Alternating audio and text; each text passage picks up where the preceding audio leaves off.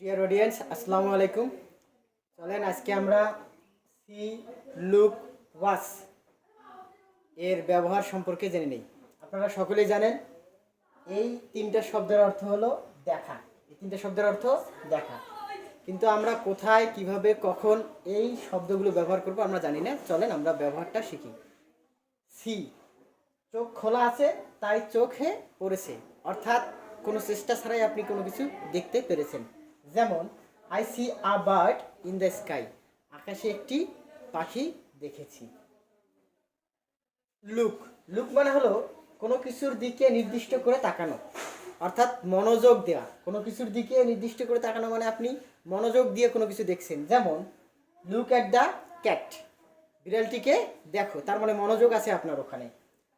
Watch, watch শব্দের অর্থ দেখা। যখন কোনো কিছু নড়াচড়া করছে, এমন কিছু যখন আপনি দেখবেন কিছু সময়ের জন্য, তখন সেটা হবে ওয়াচ। যেমন I am watching a football match, I am watching a football match মানে আমি একটি ফুটবল খেলা দেখতেছি। Thank you, follow for more.